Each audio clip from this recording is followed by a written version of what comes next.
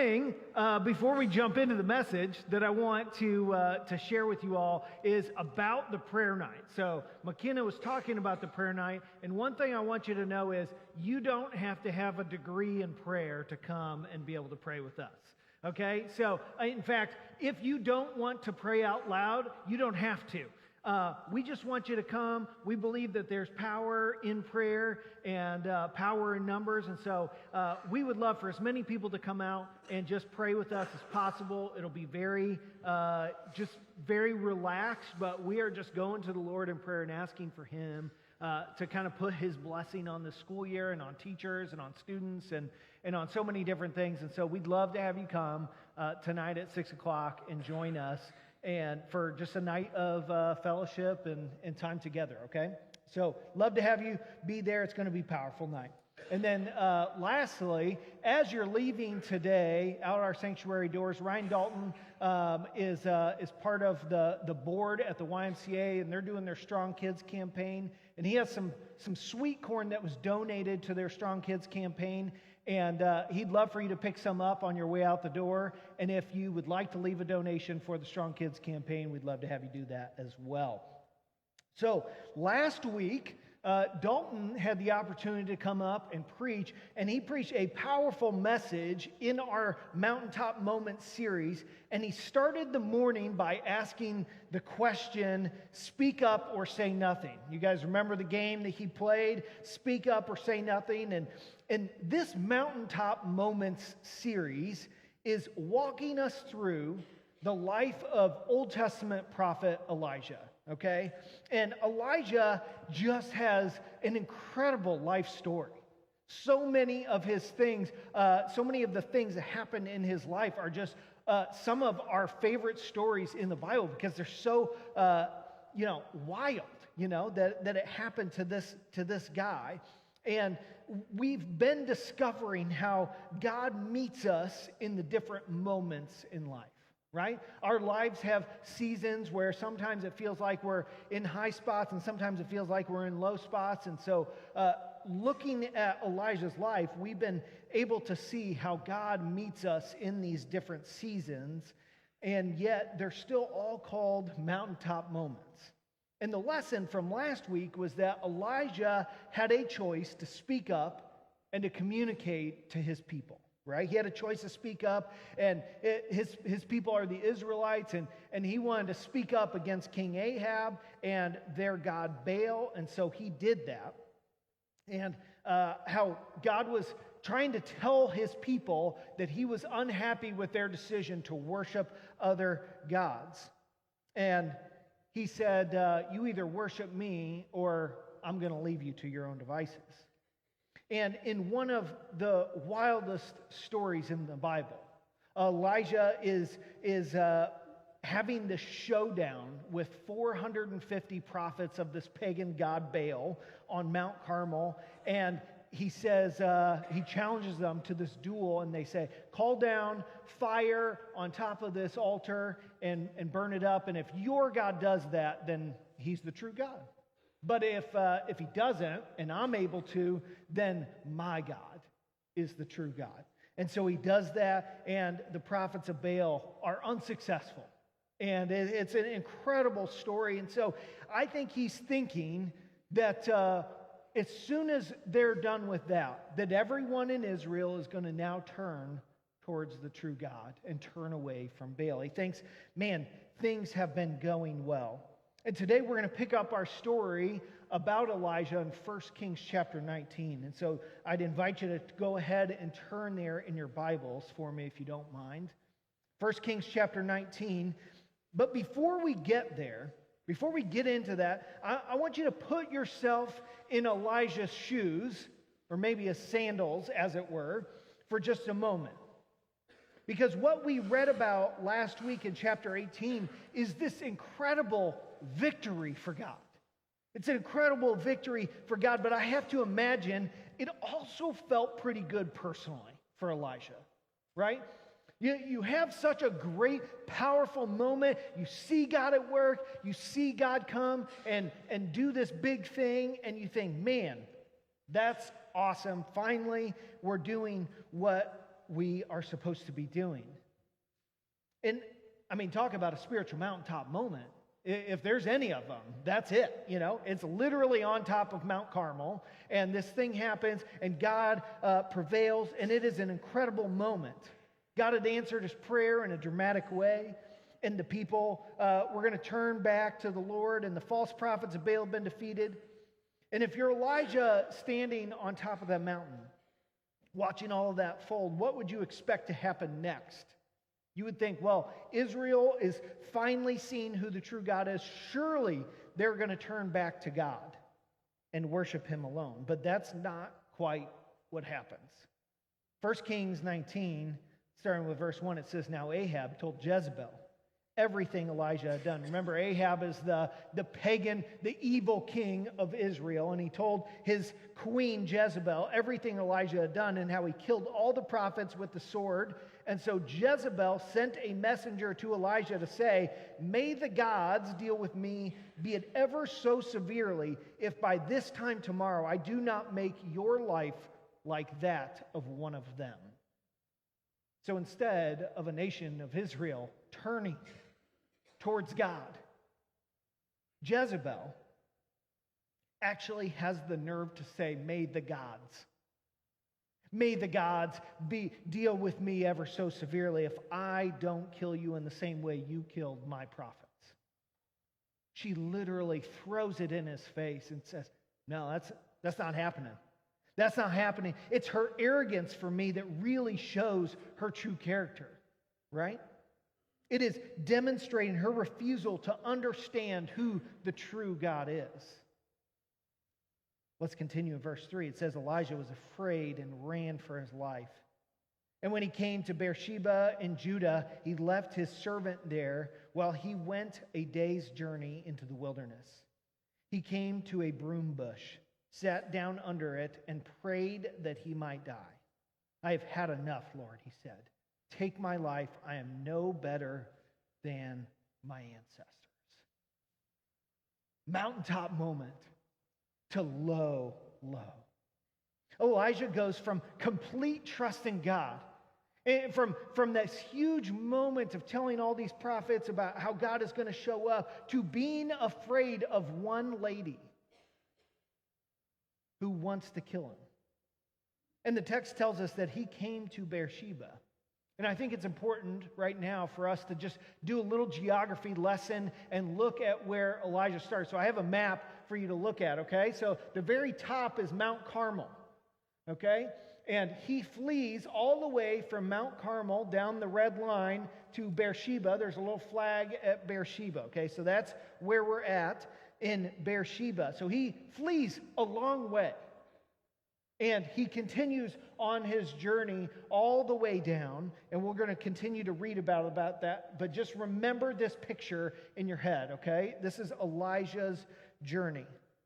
And so Elijah was running for his life, and when he finally got enough away and into safety, he sat down, and everything just seemed to catch up with him all at once. When the craziness of everything kind of settles down, and it's important to know that when Elijah left, it wasn't with God's direction or decision. In fact, he seemed to forget all about all that God had told him to do. He seemed to forget about how God had carried him for the last 3 years. It's like everything that he had done in the last 3 years of God preparing him for this moment and then having this big mountaintop. It's like, okay, that's all gone. I'm in a low. I love how old preacher Charles Spurgeon, he described what happened when he said he had retreated before a beaten enemy. Now, sometimes we know how this whole story ends with spiritual warfare. We know that Jesus is victorious over Satan, but sometimes in the moment we retreat before a beaten enemy. Elijah had gone from perhaps the highest of spiritual highs to a very dramatic low.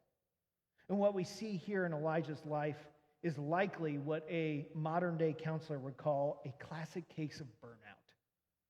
A classic case of burnout. He was physically exhausted. He had lost his appetite. He was depressed about himself and his work. and was being controlled more and more by self-pity.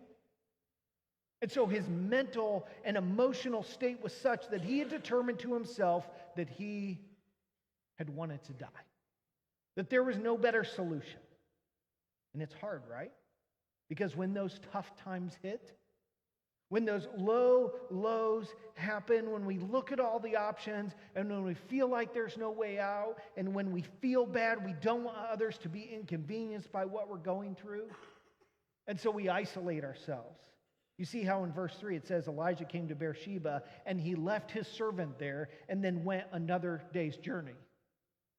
He knows he's approaching burnout, and he continues to isolate himself. And so now he's burnout and alone. And as we read this story, I find it hard to blame Elijah for where he's at, for the place that he's in. In fact, he's in a place that so many, even today, find themselves in. Maybe it's you today. Maybe you've been wrestling with the fact that life is not going the way you thought it would go. And it feels like enemies are on all sides. It feels almost impossible to get ahead. And maybe you're here today because you don't know where to turn. If this is you today, or it has been you, I want to take a moment to just say, we see you. We see you. We love you. And we hurt with you. And maybe you've been doing what Elijah did. Maybe you've been running. Maybe you've been running from the fear, from all the things. Maybe you've pulled away from people. Maybe you've convinced yourself that nobody will really understand you or what you're going through or what you're carrying. Maybe you've even gotten to the point where you're wondering, God, where are you? Where are you, and why am I still here? What is the point of all this? But I want you to notice something really important in the story. God doesn't look at Elijah in this moment and say, what is wrong with you? He doesn't say, what is wrong with you? After everything I've done for you, how could you be afraid? He doesn't say that. God doesn't shame him. God doesn't abandon him. And God doesn't lecture him. God meets him right where he is. And I think that may be one of the most encouraging things that we're going to see in this story today. When Elijah was at his lowest, God was not finished with him yet. In fact, God was closer than Elijah realized. So let's keep reading and see what God does when his servant is exhausted, discouraged, and ready to give up. Let's look at verse 5. It says, Then he lay down under the bush and fell asleep. And all at once an angel touched him and said, Get up and eat. And he looked around, and there by his head was some bread baked over hot coals and a jar of water. And he ate and he drank, and then he lay down again. And the angel of the Lord came back a second time and touched him. Get up and eat, for the journey is too much for you. And so he got up and he ate and he drank. Strengthened by that food, he traveled 40 days and 40 nights until he reached Horeb, the mountain of God. And so in the midst of Elijah's burnout and depression, he is reminded of his need to take care of his physical body. Sometimes in the midst of those tough times, we forget about our physical body. And God doesn't start with a pep talk. He doesn't ask what's wrong with you. Weren't you just calling down fire from heaven and say, why can't you just do that again? What God does is send an angel with bread and water and basically says, eat. I also think it's interesting that the text specifically says that the angel touched him. It's like being able to be known for the first time, to understand. Then Elijah goes back to sleep, and the angel wakes him up a second time and says, eat, because the road ahead is more than you can handle on empty. And before God says one word about Elijah's fear or his self-pity, God feeds him and lets him sleep 2 different times. That is not just a throwaway detail, I don't think. I think that's a good theology of the body. See, we tend to treat exhaustion like a spiritual problem sometimes that needs spiritual solution, to pray harder, to read more, to guilt ourselves into gratitude, and sometimes it is that. Sometimes we do need to suck it up, right? But sometimes Sometimes what your soul needs is what Elijah needed here. Food, rest, and repeat before the next thing that God had in mind for. Over the years, I've found one of the absolute best times for a nap for me is Sunday afternoons. Rest assured, today will be that day, right? On any given weekend, I could think of a million different things that I could or should be doing on a Sunday afternoon, but I would say 3 out of 4 Sundays a month, you'll find me taking a nap in my room, right? My friend Mark Witzke and I, we have this kind of running joke about a good nap, right? And we've said, the kind of nap that I want to take on a Sunday afternoon is not the fall asleep on a couch while you're watching golf. It's the go into your bedroom, turn off the lights, pull the shades, turn the fan on, get in your comfy clothes, and go to sleep, right? I'm not trying to take a light nap that I'm going to be interrupted by someone or something. I'm trying to take a good nap. That's what I'm talking about here. Sometimes you just need to rest and to take care of your physical body. But to be sure, sometimes it's not just a bread and water problem. It's not just a sleep problem. Elijah's fix was food and sleep because his crisis was maybe just a moment, a crash after a mountaintop. But some of you maybe aren't in just a moment. You're in a season. You're in a season. And no amount of rest is going to touch what's actually going on underneath. We understand that. And God never shames Elijah for needing to find help outside of himself. Remember, the angel shows up 2 different times, right? And so hear this clearly. If what you're carrying today is bigger than self-care or a nap or a meal, if it's been weeks or months, and you've had thoughts like Elijah wanting to just be done, please don't try to just pray your way through it alone. Talk to a doctor. Talk to a counselor. Talk to someone on our staff. That's not weak faith to say, I need some help. That's the same faith that let Elijah accept the bread instead of insisting that he can make it another 40 days on his own. Sometimes God's provision for you has a name and a license and an office with a couch in it. And that's okay. Let's continue on in our text, though. I'm going to reread verse 8 just to give us a little bit of context. Verse 8, it says, So he got up and he ate and he drank, and strengthened by that food, he traveled 40 days and 40 nights until he reached Oreb, the mountain of God. And then he went into a cave and spent the night. And the word of the Lord came to him, What are you doing here, Elijah? So Elijah, following his nap and his meals, he set out on this journey again.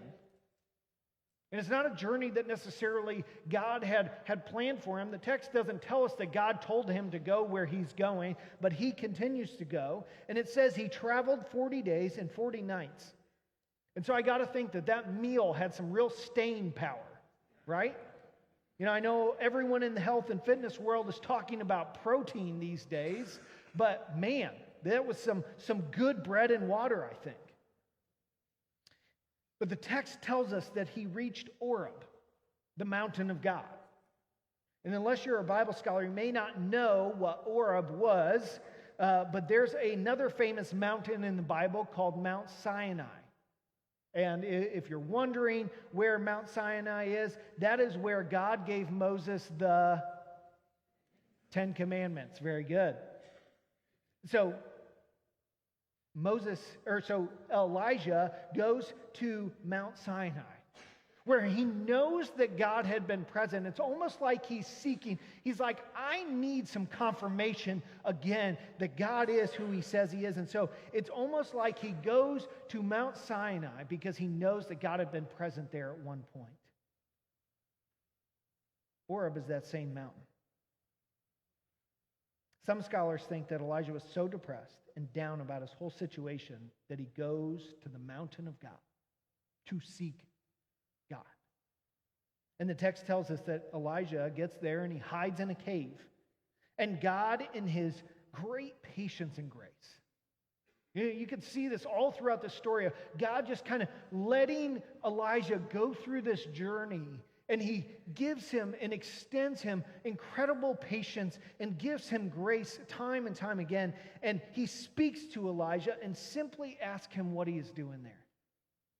What are you doing, Elijah? And God knows the answer, of course, because God knows all things, but he wants Elijah to figure out what he's doing there. He needs Elijah to figure out why he's there. Verse 10, it says, he replied, I have been very zealous for the Lord God Almighty. The Israelites have rejected your covenant, torn down your altars, and put your prophets to death with the sword. I am the only one left, and now they are trying to kill me too. That doesn't answer the question that God just asked. He didn't say why he's here. He just is explaining to God how I've served you and I'm the only one left now. He tells God this sob story about the state of his life, and he says, I'm the only one left. And oftentimes this happens too when you're down and depressed. The enemy convinces you that you are the only one who is struggling, that you're the only one who has baggage, that you're the only one who has problems that no one else would want to deal with. You are not alone, though. You are not alone. And neither was Elijah. In fact, in verse 18, God tells Elijah there are 7,000 in Israel who have not stopped worshiping God, who have not gone to worship Baal. There are 7,000 others. And so God responds to what Elijah had just said in verse 11. He says, the Lord said, go out and stand on the mountain in the presence of the Lord, for the Lord is about to pass by. And then a great and powerful wind tore the mountains apart and shattered the rocks before the Lord. But the Lord was not in the wind.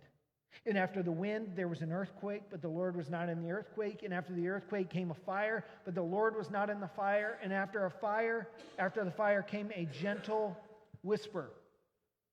And when Elijah heard it, he pulled his cloak over his face and went out and stood at the mouth of the cave. And then a voice said to him, what are you doing here, Elijah? Think about this for a moment. This is a dramatic moment in the life of Elijah. He's there to meet God, and we see an earthquake, we see basically a tornado, and we see fire come from heaven. And God, in a great demonstration of his control over creation, says, here I am. But he does it in the whisper. He does it in a gentle whisper, and Elijah hears the whisper. And then God asks him the same question that he had asked him earlier. What are you doing here? And I think it's very interesting that God asked him the same question, and Elijah has now experienced he's now experienced God's presence, but his perspective has yet to change. He's seen all this happen, and his perspective has yet to change. In fact, he gets the same answer he gave before, which is essentially nothing except throwing a pity party for himself, right? He's still focused on how alone he is, how hard things are, and how much he has sacrificed for God. And I think sometimes when we're in a similar spot as Elijah, what we're really looking for is not someone to challenge our perspective, but someone to look at our life and say, wow, your life does really stink right now. We need to be open to someone else coming in and speaking truth to us. But God does something really interesting. He gives him a job. He gives him purpose. In verse 15, God says, go back the way you came and start the restoration of the kingdom of Israel. Remember that map I showed you at the beginning? He'd gone all the way down. He had gone some 250 plus miles away from where God had originally called him to. And God says, now you need to go back. Now you need to go back. Now you're ready to do what I've called you to do. Elijah thought that the answer was to get as far away from his circumstances as possible. God didn't shame him for running. Instead, God met him in the cave. He fed him. He let him sleep. He reminded him that he wasn't alone. And then he spoke to him. And then God said, it's time to go back. It's time to do what I've called you to do. And I think that's a really important lesson for us. Sometimes the mountaintop is where God gives us the strength to go back into the difficult circumstances. He gives us the strength to go back into those difficult circumstances. And I think there's also something really important about the way that God chose to spoke to Elijah. Remember about what Elijah had already experienced in the fire on Mount Carmel. He knew that God could show up in these spectacular ways, but now on this mountain, he doesn't show up in these spectacular ways.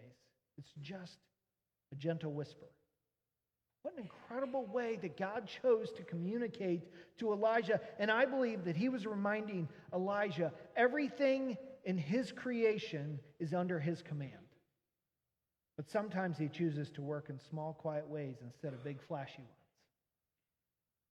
And maybe that's what's important for us today. Because we're waiting on God to do something big. We're waiting on God to do this big show for us. And we're saying, God, if you would just fix this, if you would give me a sign, if you would just answer this prayer in this dramatic way, then I would know that you are here. Sometimes he doesn't meet us in the spectacular. Sometimes he meets us in the quiet. Sometimes he meets us in his word. Sometimes he meets us through a conversation with a friend. Sometimes he meets us through someone who checks in on us when we have no idea what we're carrying. Sometimes he meets us through a counselor or a doctor or a pastor or through a simple moment when we finally realize God hasn't left me. But we have to be quiet enough to hear. And I think that brings us back to what Elijah said earlier. Remember what Elijah said in verse 10. I am the only one left. Elijah felt alone. But he wasn't alone. He felt abandoned, but God was right there. Elijah felt like his ministry was finished, but God wasn't finished with him. And that's an important distinction for us to remember. Because sometimes your feelings, they may be real. But that doesn't mean that everything your feelings are telling you are true. Elijah really did feel alone. Elijah really was exhausted. He really was discouraged. He really was afraid. And we don't need to minimize any of that. But his conclusion was that he was the only one left. That simply wasn't true. Sometimes when we're exhausted and discouraged, our world gets very small. And then it's easy to start believing that nobody understands us, that nobody cares, nobody's struggling like we are, nothing is ever going to change, there's no way forward. And maybe you're in your Mount Oreb moment today. Maybe you're exhausted. Maybe you've run further than you ever thought you would. Maybe you're isolated. Maybe you've isolated yourself from people because you don't know how to explain what you're carrying, or you're afraid of what they're going to think about you. Maybe you're sitting in your own cave and you're wondering, what am I doing here? Wondering if God is even there with you. And if that's you today, I don't want you to hear this message just saying, just try harder. Just try harder. I don't want you to hear that. I don't want you to hear you just need to have more faith. I want you to hear what Elijah heard, and that is God is not finished with you. God is not finished with you. He has a purpose for you. And you may not feel like you may feel like you're alone, but you're not. You may feel like your story is over, but it's not. You may not see what God is doing, but that doesn't mean God isn't doing something. And maybe God isn't going to meet you today in a fire or an earthquake, but maybe he'll meet you in the whisper. But when he meets you, listen. because the God who meets you in the cave is the same God who says, now get up and go back. Maybe that's what some of us need to hear today. That God may meet you in your exhaustion, your fear, your loneliness, but he does not intend to leave you there. He restores you. He reminds you that you're not alone. And then he calls you forward. Elijah thought his story was over. He thought, there's nothing left good for me. And God said, there's still work to do. And you may feel like you're at the end, but God may simply be preparing you for the next chapter. So remember this. When we are at our lowest, God meets us where we are, but he doesn't simply leave us there. Let me pray. Father,